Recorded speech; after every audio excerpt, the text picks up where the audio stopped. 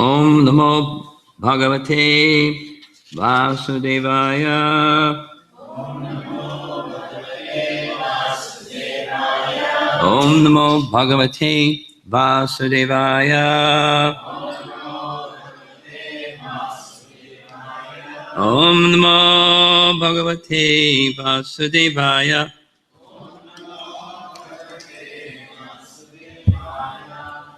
Reading this morning from Canto 3, Chapter 32, verse number 8.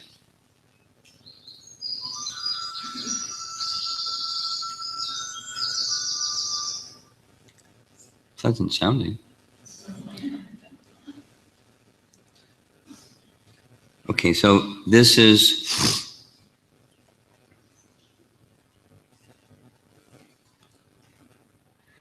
the 7th chapter of, starting in chapter 25, where Kapila Dev is exhaustively, and it's not even over yet because 33 continues, he's responding to Devahuti's question, how to become free from undue, excessive attachment to family life, or how to be a spirit soul in the language of the Vyasadev's realization. Paro-pi, although transcendental, para, prakriti, language of Bhagavad Gita, we're spiritual entities in a material atmosphere. How do we not be entangled while moving about the material atmosphere? Especially because we're prone, through false ego, to identify ourselves as prakriti.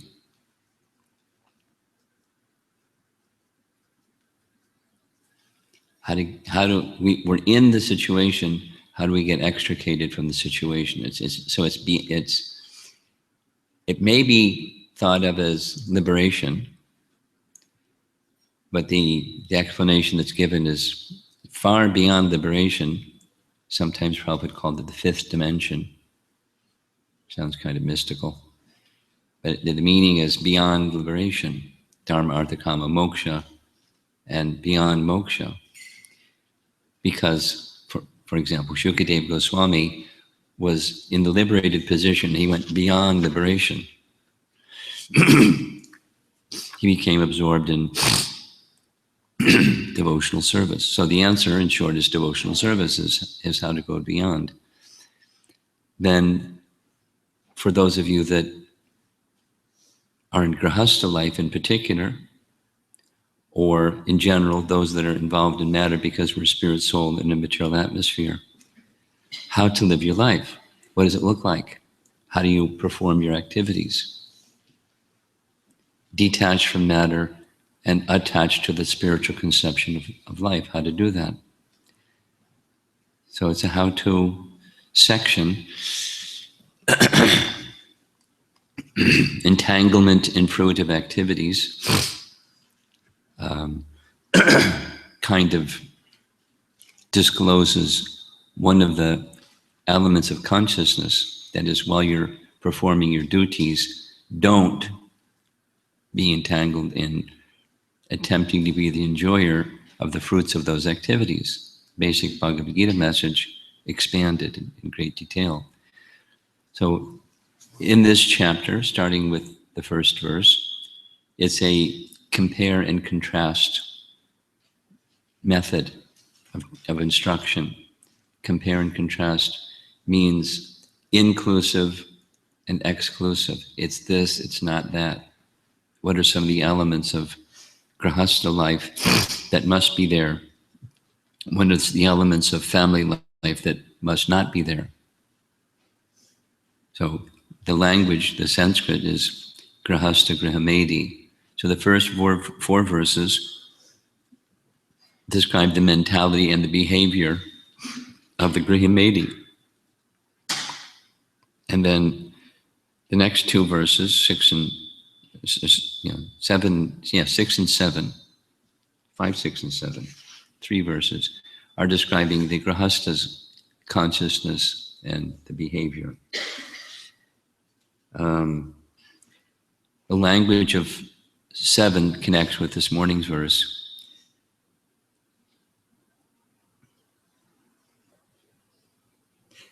Through the path of illumination, such liberated persons approach the complete personality of Godhead, who is the proprietor of the material and spiritual worlds and is the supreme cause of their manifestation and dissolution. So the path of liberation, while in Grahastha life, or spirit soul involved with matter, performing prescribed duties, in the language ending the previous chapters, one is in this way situated in one's constitutional position, even while involved in matter. In short, one can go back to Godhead in this lifetime. It's not something that happens after this lifetime. Back to Godhead is a consciousness. The path of liberation leads to liberation. And one can be in the liberated state or beyond that merging kind, or the becoming one with the supreme kind, in this very same lifetime. And text 7 is describing this as the path of illumination. The Sanskrit is Surya Dvarena. Do you know who Surya is? Who is Surya? Sun God. So the path of the sun, the path of illumination. So I spent a lot of time discussing text 7, which connects with text 8.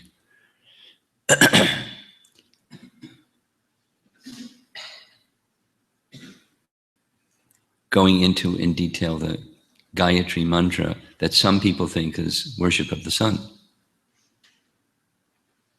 Savitur, but Savitur Varenyam. Anyway, the path of the sun is the path of illumination, and it means fixing your mind on the personality of Godhead. That's what Gayatri mantra is, with an hour-long explanation of why that is. So the path of illumination is in contrast to the path of darkness. Tamasi ma jyotirgama. That where the Back to Godhead magazine title came from, that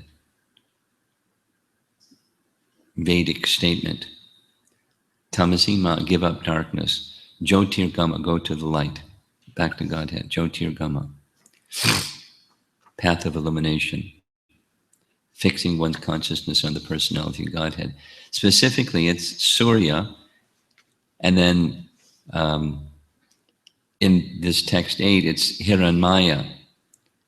So Hiranmaya, according to Prabhupada's commentary on Gayatri, there's some statements in a number of places in Srimad Bhagavatam, in his commentary. The object of meditation, for example, Bharat Maharaj, he chanted this Rig mantra, the Gayatri mantra. Specifically, Prabhupada writes, he's fixing his mind on Surya Narayan. And sometimes also at Surya Narayana is called Hiranmaya. So we have, or Hirangarbha. Hirangarbha can also mean Garbhadakshay Vishnu, but it can all, depending upon the circumstance or the usage of the term, it can mean different things. The most important, aside from which feature of the Supreme, is meditation upon the Supreme.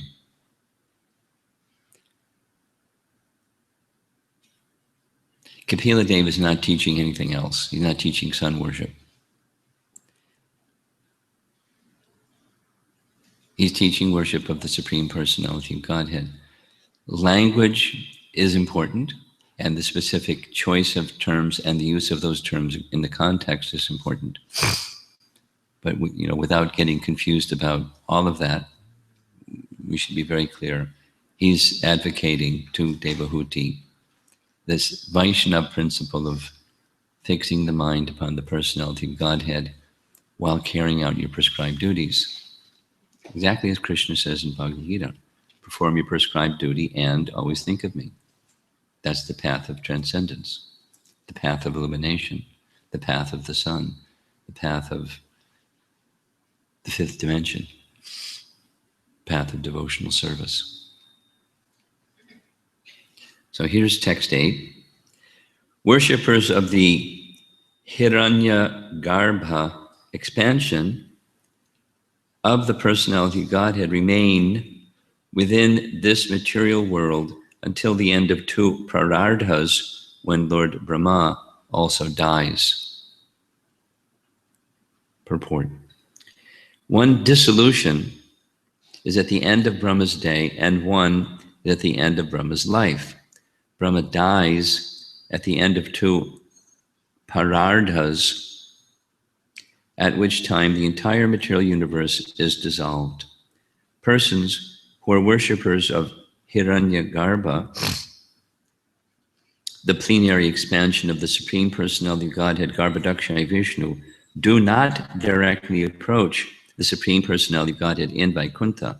They remain within this universe on Satyaloka or other higher planets until the end of the life of Brahma. Then, with Brahma, they are elevated to the spiritual kingdom. Paragraph. The words parasha, para, chintaka mean, quote, always thinking of the Supreme Personality of Godhead, unquote, or being always Krishna conscious. When we speak of Krishna, this refers to the complete category of Vishnu Tattva. Krishna includes the 3 Purusha incarnations, namely Mahavishnu, Garbhodakshaya Vishnu, and Kshirodakshaya Vishnu, as well as all the incarnations taken together. This is confirmed in Brahma Samhita. Ramadi Motishu Kalani Namena Tishtan. Lord Krishna is perpetually situated with his many expansions, such as Ramana, Sringa, Vamana, Madhusudana, Vishnu, and Narayana. He exists with all his plenary portions and the portions of his plenary portions, and each of them is as good as the Supreme Personality of Godhead. The word parasha, para, chintaka means those who are fully Krishna conscious. Such persons enter directly into the kingdom of God, the Vaikuntha planets, or if they are worshippers of the plenary portion of Garbhodakshaya Vishnu, they remain within this universe until its dissolution, and after that, they enter.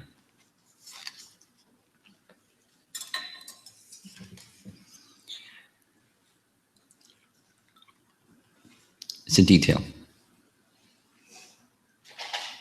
But depending upon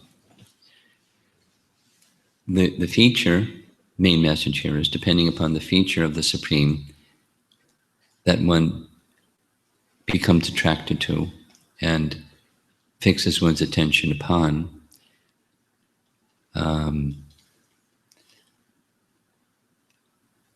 there's different outcomes, or it should better, more precisely, different experiences during the present lifetime. This mention of parardhas refers back to Canto 3, Chapter 11, where the movements of time, a time calculated by the movements of the atom, is discussed, and it's related to the sun. And the chapter begins saying the smallest unit of time is the time it takes for the sun to pass over the smallest unit of matter. So the smallest unit of matter, it's translated into English as atom, but it's the smallest unit of matter. So the sun moves, and as the sun moves over one atom, that's a certain, and then so many of those make another, and so many of those make another, and so many of those, and so many of those, and so many of those, and keeps going. And then comes the parardha. So within each life of Brahma, because when he turns 50, that's one parardha, and then another 50, and that's the second parardha, and then that's the end of his life. And where it's going, it's very fascinating. Besides all the math, that's still not eternal, but it's approaching that which is eternal. And actually, kind of the wrap up of the whole thing is time is actually eternal. So these divisions of time have to do with matter, which is temporary. And so the sun moving over the smallest division of matter is one of whatever those are. And was some time ago that I studied that. It's not fresh in my mind. But muhurta, we're familiar with the muhurta. It's a certain number of minutes by our calculation, but it's a certain amount of those, so many atoms being passed over by the sun. And that's one muhurta. Then it becomes expanded.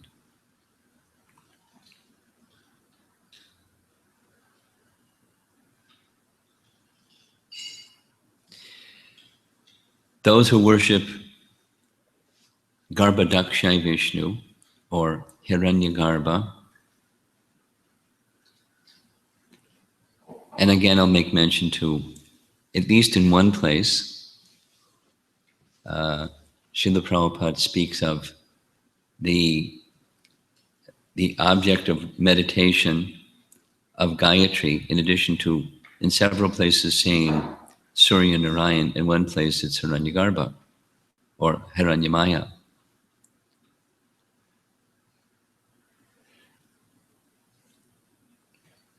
For a devotee, so then if they're worshiping in that way, then here's what happens. Whether they're in Brahmaloka with Lord Brahma or wherever they may be worshiping in that way, at the end of Brahma's life, when Brahma is so qualified that Brahma goes back to Godhead, they go back to Godhead with him. At the end of the second parardha, at the end of the dissolution of the universe.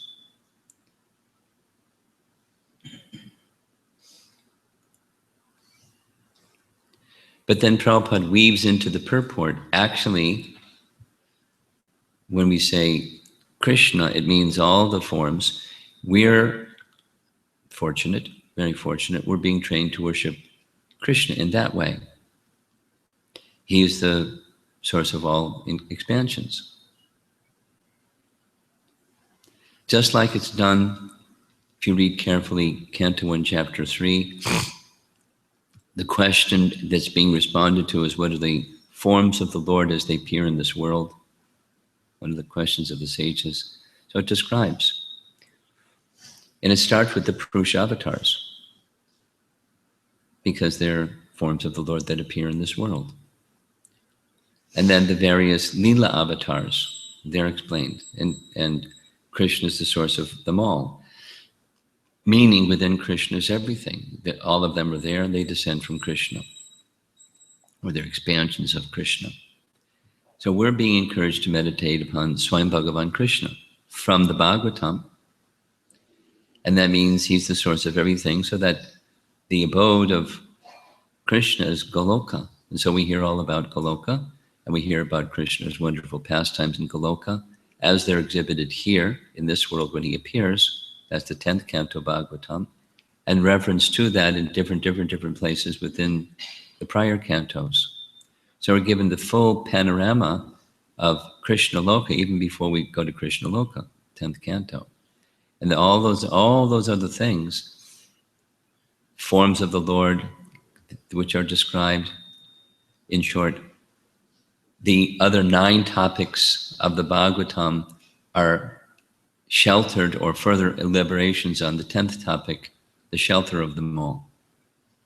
The absolute truth is Krishna. He's the shelter of everything. So we're being encouraged by the disciplic line in which we are receiving knowledge from, to worship Krishna. And we're also being informed in the Bhagavatam, there are those that may not worship that feature of Krishna, they may worship this feature of Krishna, and here's what happens. They go back to Godhead, but they go back to Godhead in a different way.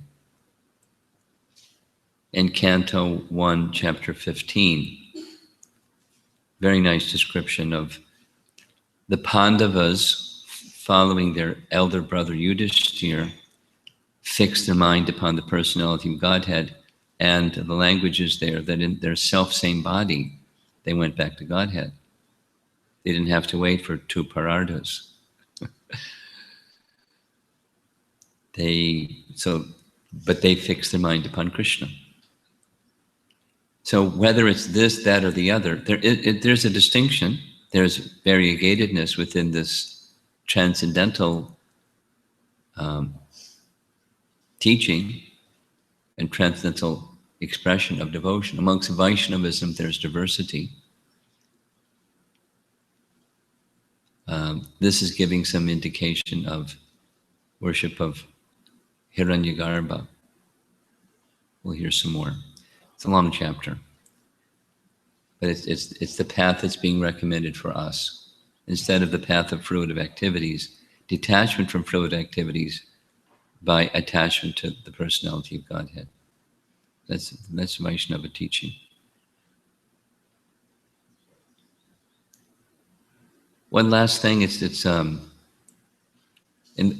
just from my study of Tattva Sandarbha. Jiva Goswami remarks that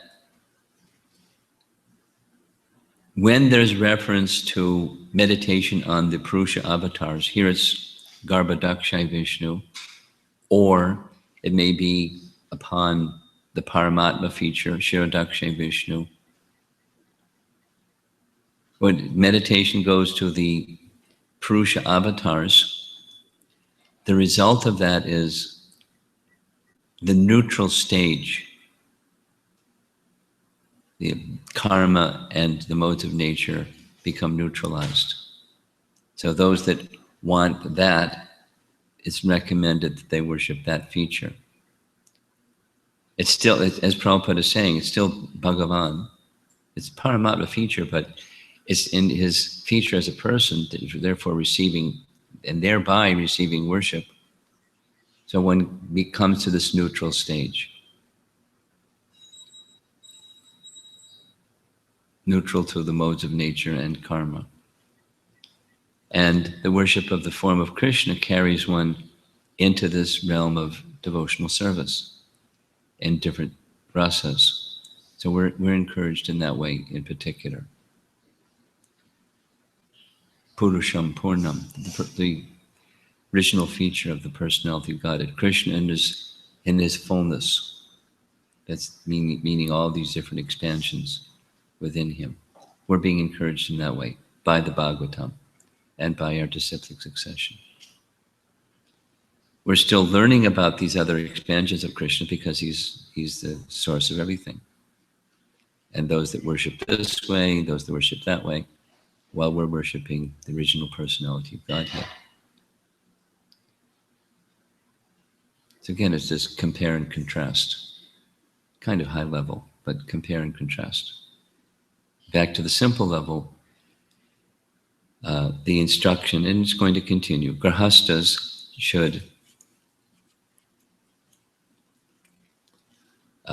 perform duties specifically because they're to be done, because they are duties, and they're duties that are to be done in a way that's according to the codes of Dharma, without undue attachment to the codes of Dharma, not thinking that's it.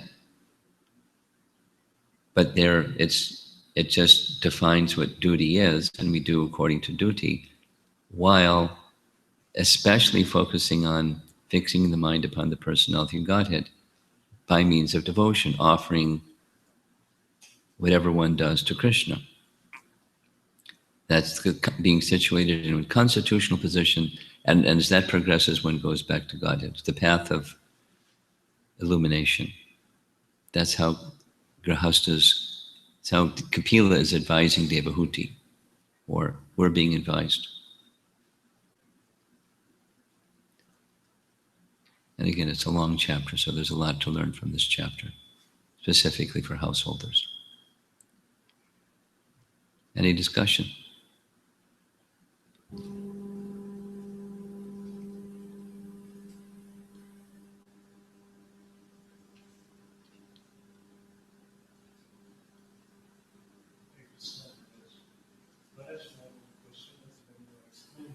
Persons who worship different features of the Lord other than Krishna, the way they attain the Lord is different from how devotees attain the Lord.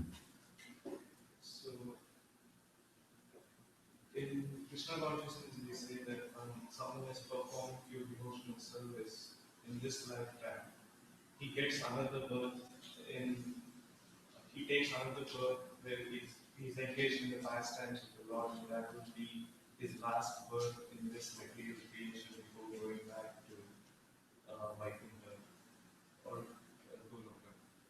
So I was wondering whether if someone who is worshipping different features of the Lord other than Krishna, would they be also taking any other births where they involve in that feature which they are worshipping, in the pastimes of feature that they are worshipping before going back at the end of Brahma's lifetime? I understand your question, and the answer is I don't know. There's no information. I've not come across anything that addresses your question. So the answer is I don't know.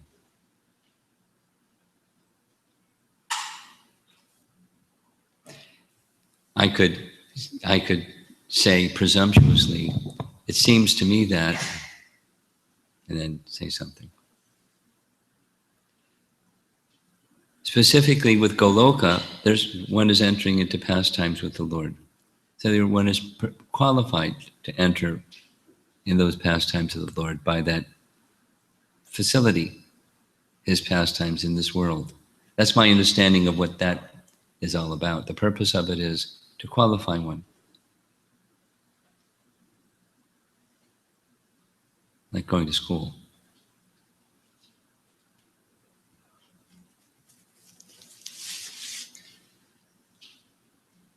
You take a driver's ed class, and you're driving, but there's somebody else. If you lose control, they can take control. It's driving, but it's not driving. It's not driving, but it's driving. One is being trained, qualified. So how that compares to this circumstance, I don't know. What's it like if one goes to the abode of Garbhodaksha Vishnu or wherever? It doesn't say.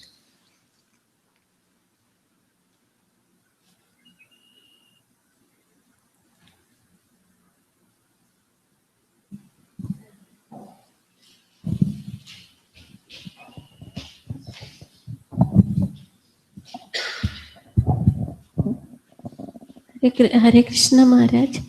My question is, these worshippers of Hiranyagarbha. Worshippers of Hiranyagarbha. What? Hiranyagarbha. Okay. They are somehow connected with Lord Brahma. There's something what? Somehow connected with Lord Brahma. And somehow connected with Lord Brahma. And they connect with Lord Brahma in that when his life is over, the universe collapses. There's no more universe to inhabit. They have to go somewhere. They go somewhere. They go to the Lord. That's the connection. Yeah. They're not worshippers of Lord Brahma. It's just connected to the clock that Lord Brahma is working on. Yeah, but Lord Brahma is our first preceptor, our sampradaya, Lord Krishna's worshipper, no? So how they are connected with Lord Brahma? Doesn't say they're connected to Lord Brahma. You're making a connection that doesn't exist. It's connected to the clock that he's on.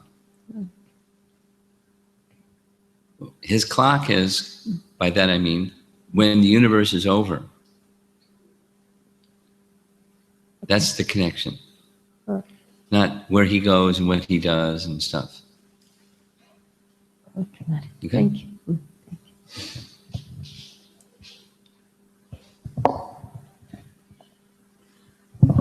Hare Krishna Maharaj. Um,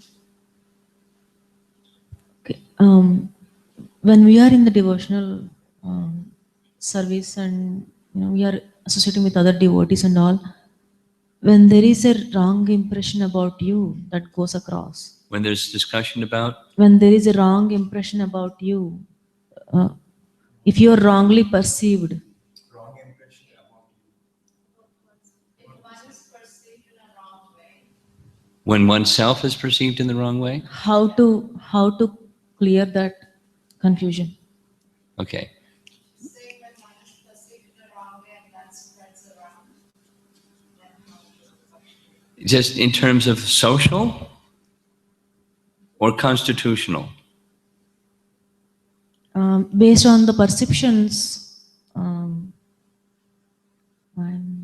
not able to explain it. Material or spiritual misconception? The misconception is material, but then it's being used in the spiritual concept. Help. I don't understand the question. I'm Vishnu Das, and I go to the temple. And when I go to the temple, people have a misunderstanding of me. They think, something, such and such.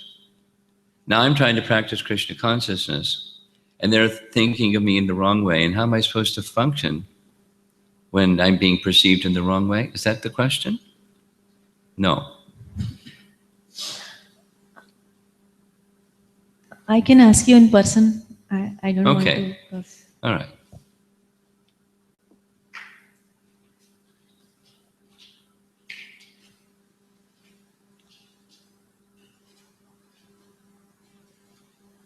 Okay.